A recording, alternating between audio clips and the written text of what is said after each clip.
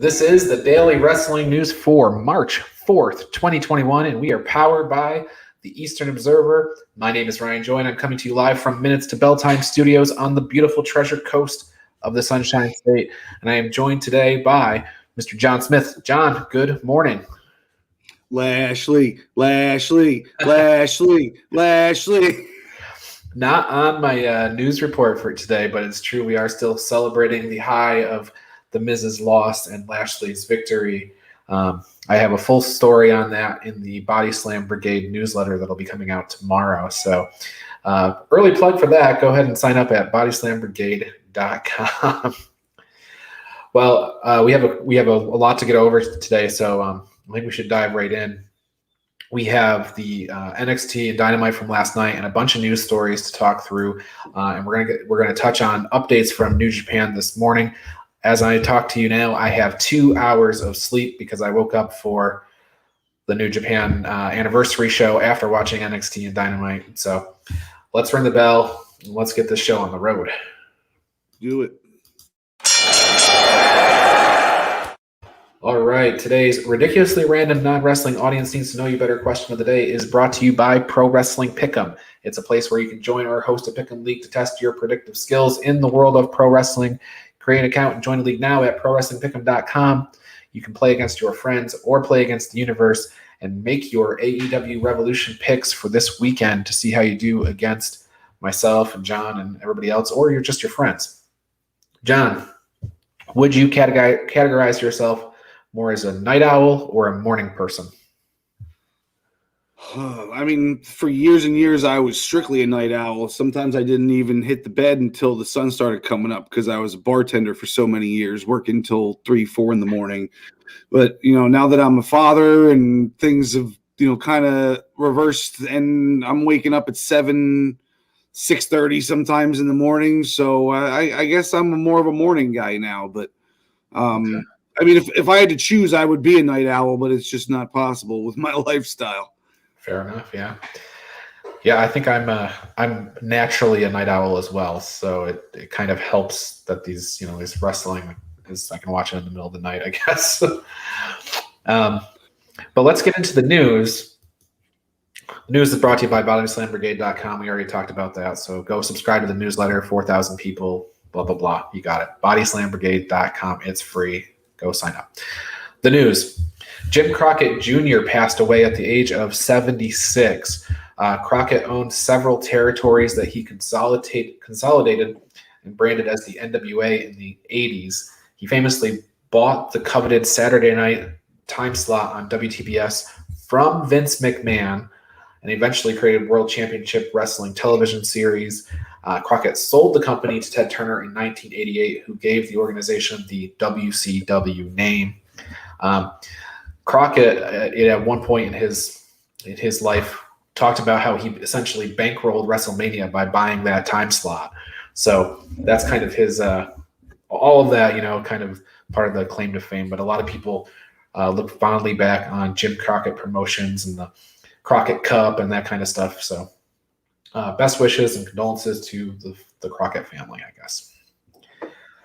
I've got ratings report for Young Rock.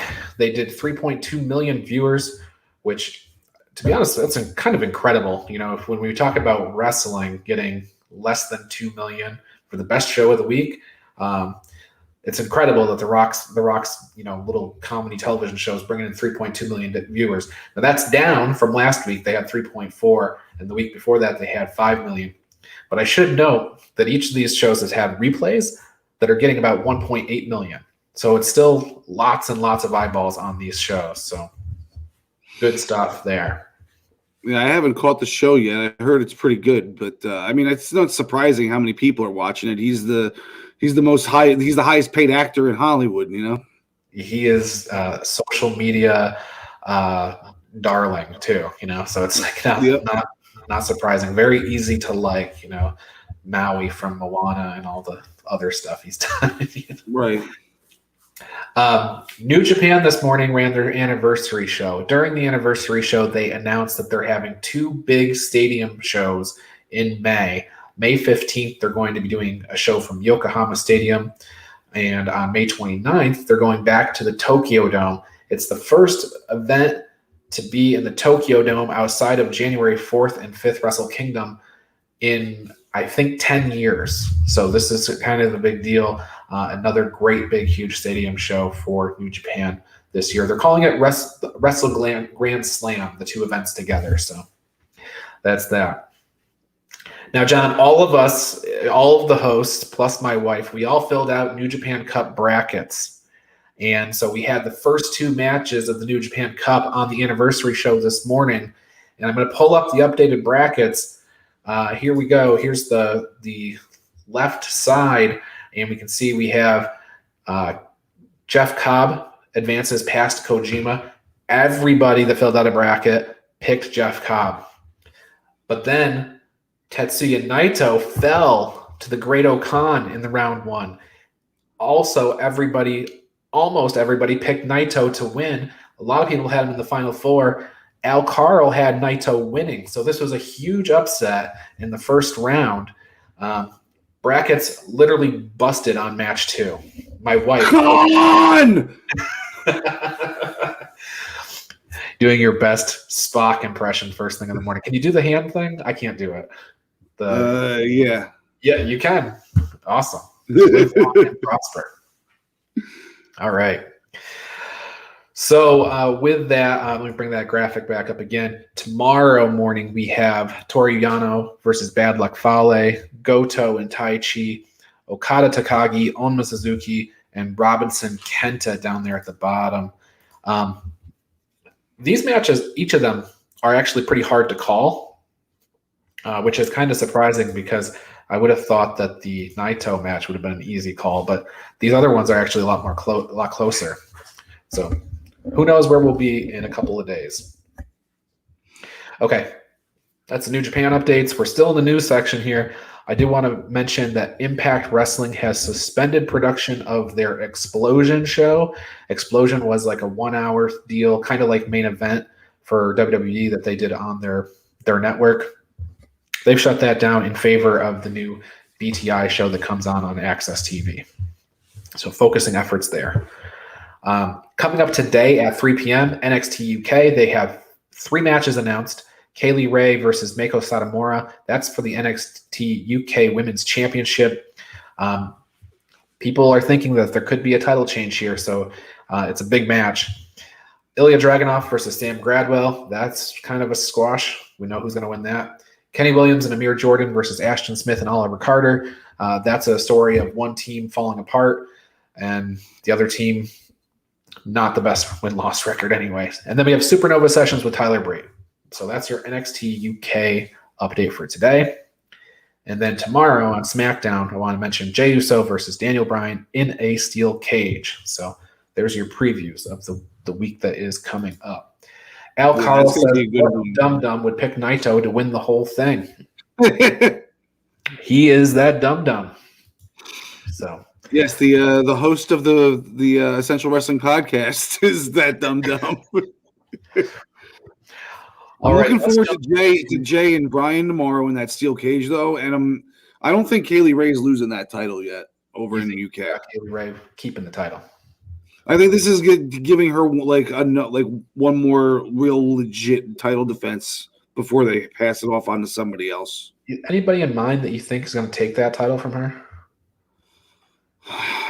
Your guess is as good as mine. I mean, I've only been watching UK for a couple months now. I'm not really up on like who's been getting big pushes and who's been most exposed lately, but I don't know who the one I don't even remember her name. The one who's kind of older and she's got that guy with her now. Ginny. Yeah, Ginny. The person Gary does not like. Yeah. Oh yeah. Then I hope Ginny wins it. And you have a good point. I think there was as many people saying exactly what you're saying that are saying Meiko could win. So it does feel like it could be a signature victory for Kaylee Ray to kind of elevate her even further. But past this, she's fought everybody, it seems like, except for maybe the new crop. Your Zaya Brooksides and things like that Afa Valkyrie that they may not be ready to bring up. Tank Middleton chiming in. There isn't a woman on the roster before Mako that could take the belt. Oh man, Piper Niven might have something to say about that. Tony Storm failed to take the belt from Kaylee Ray earlier in the year. So, and then of course he mentions that he would like Kaylee Ray to come to NXT and feud with Io. That sounds great. I wish the pandemic wasn't getting in the way of all that, because some cross promotion between the brands would be just fantastic, I think. So let's talk about NXT from last night. We got the hot start with Danny Burch and Oney Lorcan facing off with Ciampa and Thatcher in the opening contest. Interestingly, the match kind of ended when Imperium came to the stage and kind of caused a distraction, and then Thatcher quickly was defeated by Burch and Lorcan. And they made reference later in the show to Thatcher's history with Imperium. Now, Thatcher over in Europe was part of the group Ring Kampf with Marcel Bartel and Walter. So I think that's what they're referring back to. They really haven't done anything on NXT television with that, but they're trying to quickly dismiss that as it's just, that's the past is the past. So. Yeah, I hope this ends up leading to Walter versus Tommaso Ciampa at some point. Oh, man. That sounds good. That sounds good. There's a whole crop of people on the NXT roster that I think we want to see go up against Walter. Yeah. So, Ember Moon got a quick win over Aaliyah. The Way went into therapy. So, John, if they cured Austin Theory, Johnny Gargano basically had somebody playing a therapist here to kind of cure Austin Theory for us. If they've cured Austin Theory, what are they going to do about Indy Hartwell? Oh, wow. First off, I don't think Austin Theory's cured. He kind of had a breakdown at the end. But, Indy, I think Indy's going to end up trying to get herself kidnapped maybe. Like, she'll bound herself and then jump in the back of his van for him, Dexter Lumis has his hands full with these people. He didn't know what he was getting himself into. And the therapist said that she couldn't shut Dexter Lumis up. We haven't even heard him talk once. Yes. Well, that's what Austin Theory said. He's like, he doesn't talk. Shayna Baszler and Nia Jax, they won in kind of a weird scenario over Raquel Gonzalez and Dakota Kai. Dakota Kai clearly not the legal person, and then Adam Pearce shows up with Sean Bennett from Raw, the Raw referee, and he calls for the finish off of Dakota's tap out, and so then you see Regal and Pearce talking in the back. All this is leading to what Regal says is a big announcement that will change the landscape of NXT. The theories that are out there amongst us, texting each other back and forth, are WrestleMania rematch and tag titles on NXT. Anything else come to mind, John? Honestly, no. The tag titles on NXT was the first thing that came to mind, and it doesn't change the landscape of NXT for them to go after those titles at WrestleMania. That's not a landscape changing announcement. So, I don't like the idea of a second pair of women's championships, though. I think that they should have won these titles and then kept them on NXT and made them basically only an NXT thing, where maybe once in a while they would go to Raw or SmackDown, Yeah. I really do want to see them on NXT. I think that's a compelling situation. As we've mentioned ever since they kind of set up this feud. So we'll see what happens. We only have to wait a week to figure out what Regal has cooked up for us. The $1 Million Man, Cameron Grimes, got a win over Bronson Reed in 8 minutes. And it looks like L.A. Knight, I'm sorry, let me back up. L.A. Knight is going to be working with Bronson Reed next. So, yeah, no, that's a good first match or first program for him. It sucks for Bronson Reed, because Karrion Kross comes in and squashes him, and now L.A. Knight's going to come in, and there's no way he's going to come out on the losing end of his first feud. So they're just throwing Bronson to the wolves again, it feels like. Yeah. What did you think of Eli Drake, LA Knight's first promo? I felt it was a little flat. It didn't seem like the crowd was into it.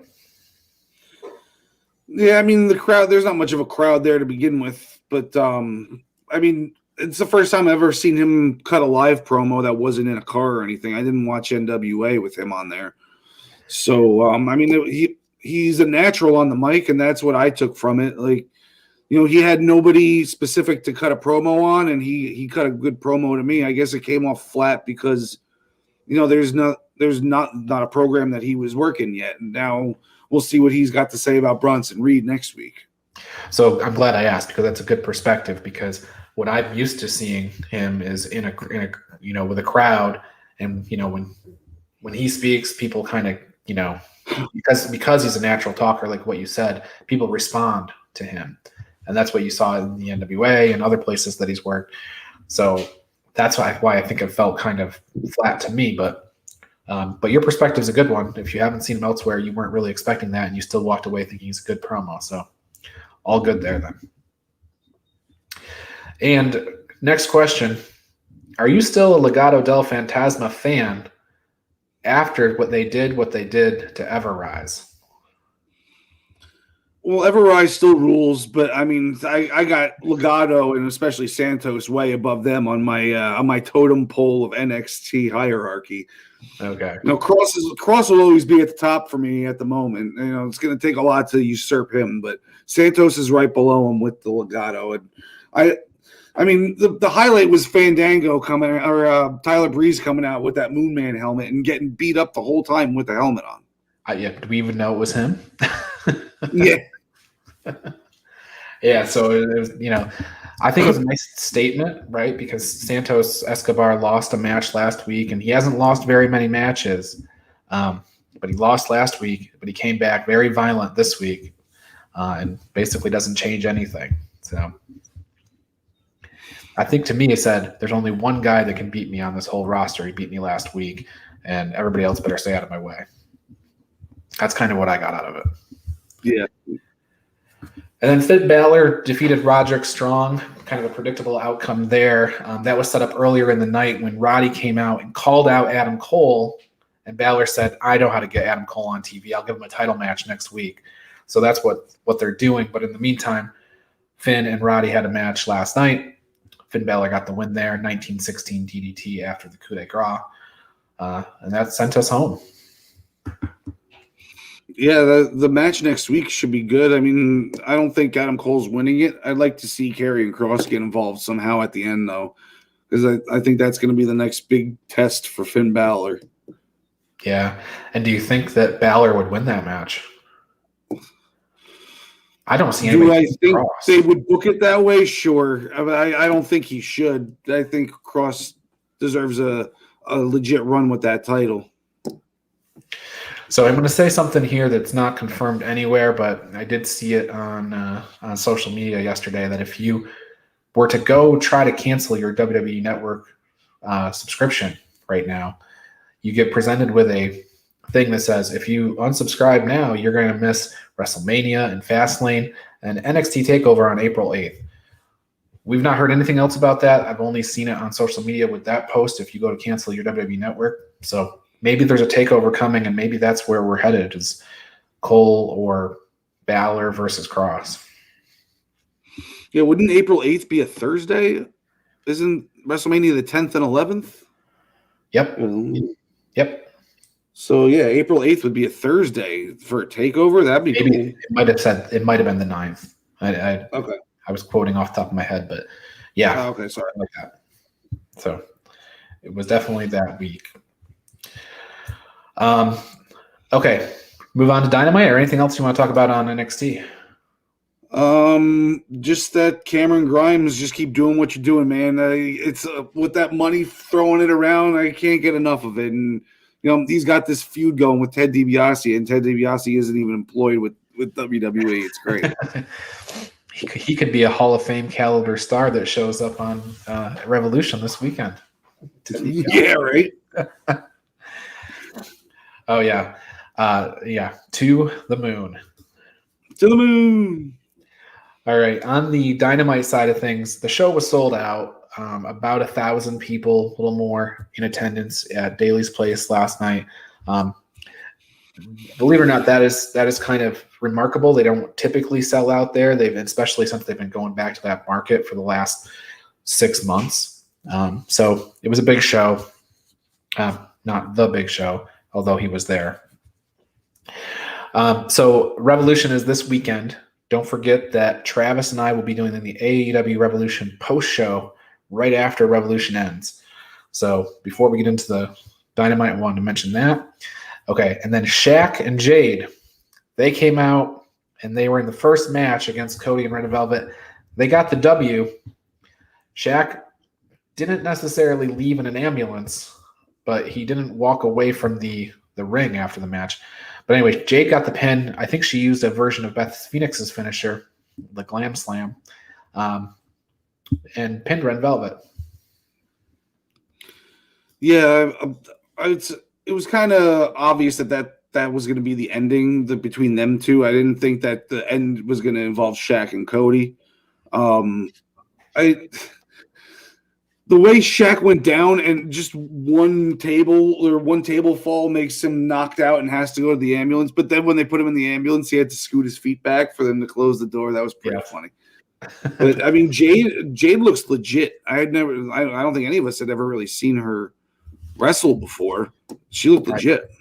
I don't think she's ever worked in front of a camera before in terms of wrestling. Probably worked in front of a camera, but has not worked in front of a televised camera. So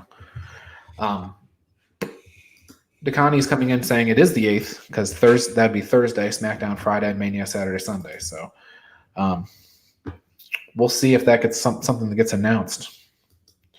So yeah, Shaq and Jade. The big thing was Shaq going through the table. Now the other piece of this though, I didn't think the match was bad. I thought that Shaq did the right things. You know, he didn't look horrible. You know, he clearly took some lessons from the Big Show, pushing Cody into the corner and then using that big hand and smacking him on the chest. That was very recognizable. But at no point during the match did I think, oh my God, this is Snoop Dogg coming off the top rope. I thought that everything looked good. Yeah, I mean, this is actually one of the only Cody matches I didn't fast forward in the past year. And I kind of enjoyed it, I would say. I just wonder why they did it first.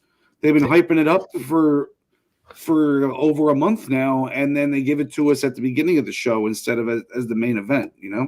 Now, I don't know what the lead-in was, but maybe they had a strong lead-in, and they thought they could capitalize on that lead-in with the Shaq match.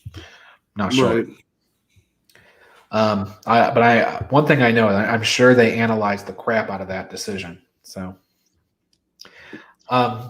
Ray Phoenix and Pac, they got a squash victory over John, Skyler, and D3.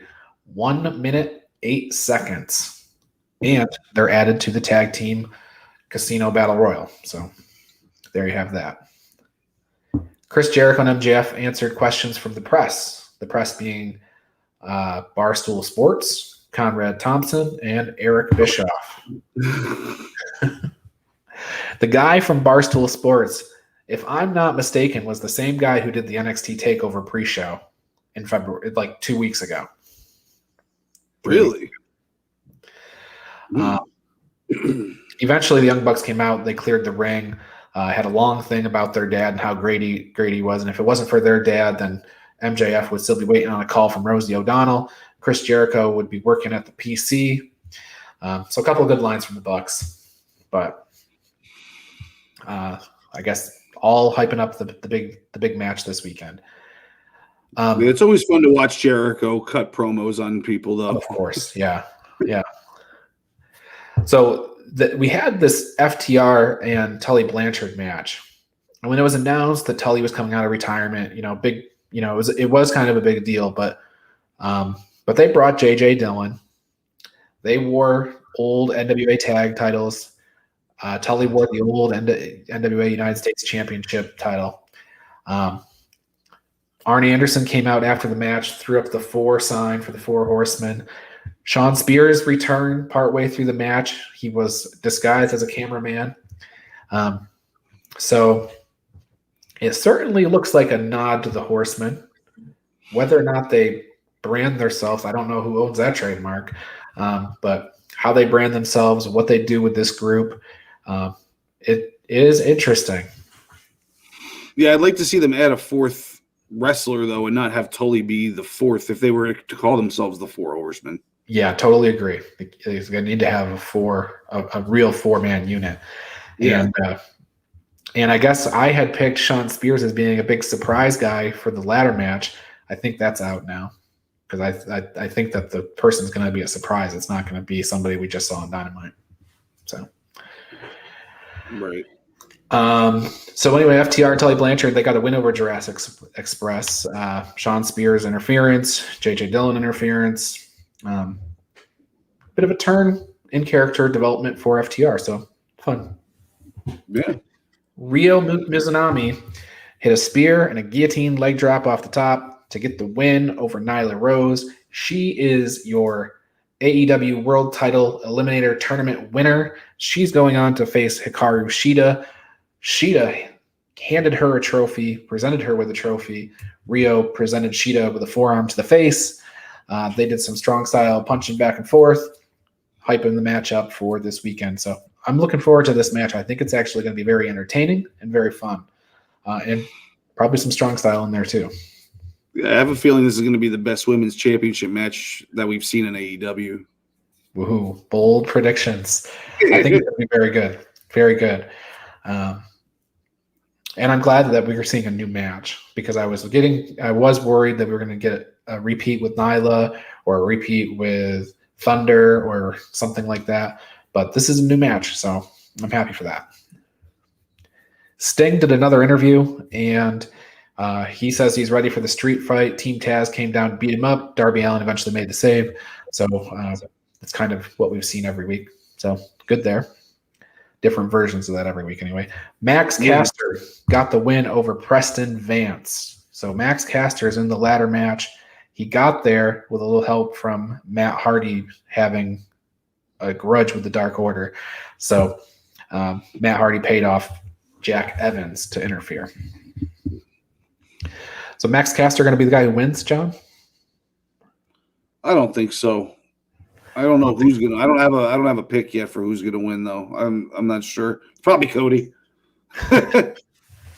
Well, the other interesting thing about this Max Caster and Preston Vance thing, Scorpio Sky was on commentary, and he was not a good guy anymore.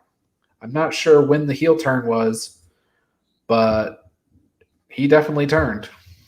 So, I'm not sure what's going on there. He had some interesting things to say, though. I like that personality on him. I think it works. I knew you were going to say that because one of the first things he said was F Cody. He played into your hand as your resident non-Cody enthusiast. Yes, the way to my heart is through Cody hatred. There you go. Main event, John Silver and Hangman Page got a win over Mark Penn and Matt Hardy. I do agree with you in the sense that it was weird that this was the main event. It just felt kind of like a weird main event. And also, like, we had hardly any Moxley and Omega on this, even though they have their big exploding, a lot of video package material, but no Moxley and Omega on the whole show. And this match between Page and Hardy and Quinn and Silver, it led to the ring filling up with all the people that are in the tag team battle royal. So that's how the show ended. So coming up on NXT next week, we have Io Shirai versus Toni Storm for the NXT Championship. We have Adam Cole versus Finn Balor for the NXT Championship. We have Xia Li versus Kaden Carter. So loaded show for NXT next week. We have no matches for Dynamite next week because of the fact they have the pay-per-view. I bet you they'll announce some on Sunday. But we also got Thunder Rosa and Riho versus Britt Baker and Rebel added to the buy-in for Revolution. That was the only new match. So, but Big Show, Paul White, in his No More B.S. shirt, announced that he is going to be talking about the Hall of Fame worthy signing that AEW has procured. So That's going to be revealed at Revolution. Any thoughts on who it is? I mean, they say it's going to be huge. I don't really believe them. But, I mean, if it's huge, it's like Brock Lesnar or something like that. But I don't think we're getting anything close to that level of like holy bleep kind of announcements. I mean, when I was talking to Al, he was like, I think it's Big Show like signing his own talent contract, you know? But I don't think it's that either. I just think I feel like it's going to be a dud no matter who it is, because I think we're going to anticipate it so much that I don't think anything can live up to the hype. So it's interesting too to think about it, whether or not it means Hall of Fame worthy means like legend, or Hall of Fame worthy means a talent that is like a first ballot Hall of Famer type of person. So on the legend side, you got all kinds of things. They can come up with Kurt Angle, RVD, CM Punk, those types of guys. And then when on the other side, when you talk about talent, Cain Velasquez, possible. Not really Hall of Fame level talent in WWE or in wrestling, but Right. Brock Lesnar, those types of people. But let's see, you got a comment coming in. Going to be Pete Rose. Yeah. Paul White's huge surprise is Paul White. That's what Al said. Yeah. But he wore a shirt that said no more BS, and that would be BS. So.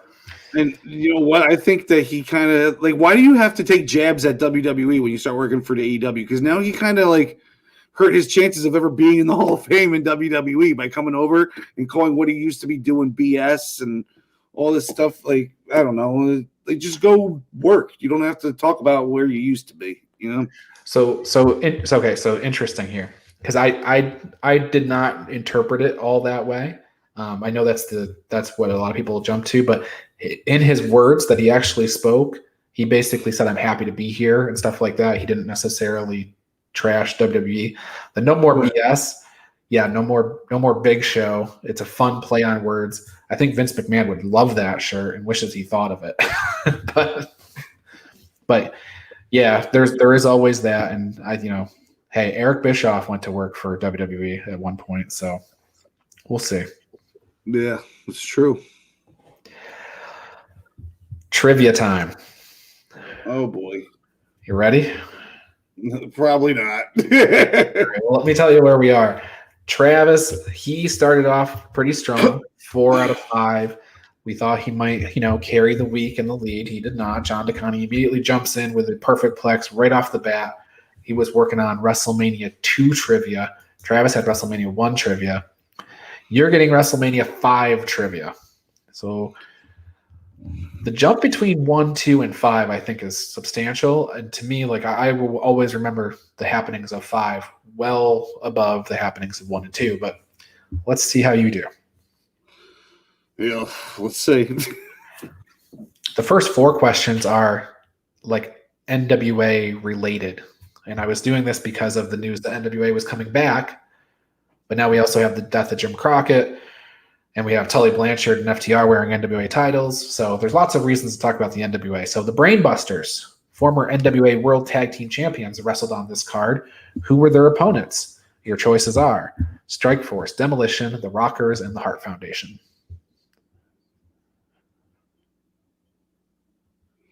Strikeforce. It is Strikeforce. Ronnie Garvin, former NWA World Heavyweight Champion in 1987, lost to this Canadian at WrestleMania 5. Was it Rick Martel, Dino Bravo, Earthquake, or Bret Hart? Earthquake's Canadian? I didn't know that. Yeah, in fact, when he first debuted, he was the Canadian Earthquake. He even had a maple leaf on his stomach. Wow, learn something new every day. It's Dino Bravo, though. I actually did know that somehow. Dino Bravo. Who did the Red Rooster defeat in the semi-main event? Red Rooster, also an NWA guy. Was it A, the Brooklyn Brawler, B, Danny Davis, C, Bobby Heenan, or D, Coco Beware? This was the semi-main in the sense that it went on right before the main. Right, yeah, not in importance, obviously. Bobby Heenan. It was Bobby Heenan, and Bobby Heenan was accompanied by the Brooklyn Brawler, so it would have been easy to do a trip up there, but not John Smith, not today. I almost went with Coco Beware there. Yeah, the Hart Foundation wrestled this tag team managed by Jimmy Hart. One member of the team was an NWA North American champion twice in 1975. Was it A, the Fabulous Rougeaus, B, the Hart Foundation, C, the Rockers, or D, Honky Tonk Man and Greg Valentine? I'm sorry. Could you go list those again? I'm sorry. Do you want the whole question or just the list? No, just the answers. Okay. A is the Fabulous Rougeaus, B is the Hart Foundation, C is the Rockers, and D is Honky Tonk Man and Greg Valentine.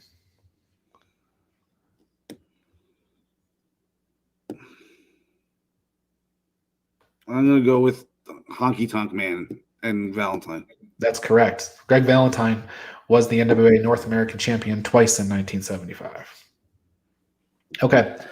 And the final question, no NWA tie-in here, but the Fabulous Rougeaus were on this card.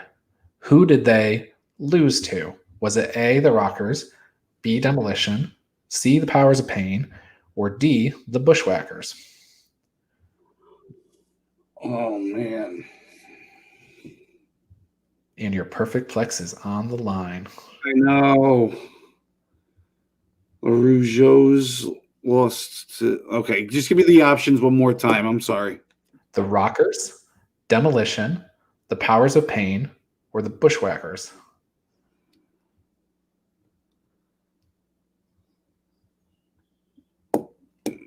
Bushwhackers. In a rare circumstance on this show, the Bushwhackers is the correct answer.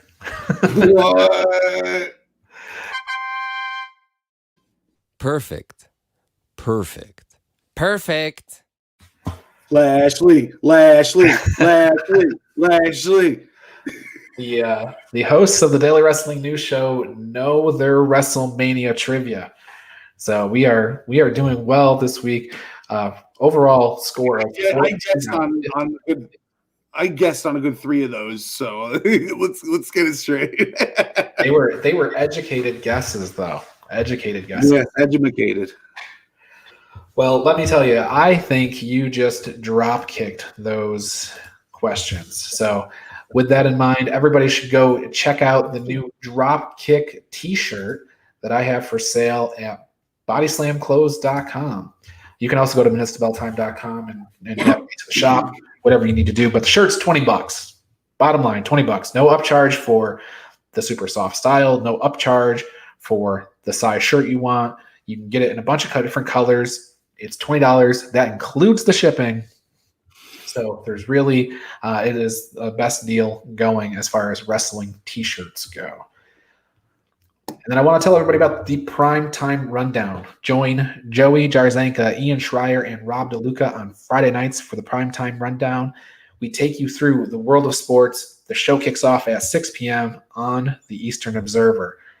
And then the Essential Wrestling Podcast, we're up to episode 44 on Tuesday.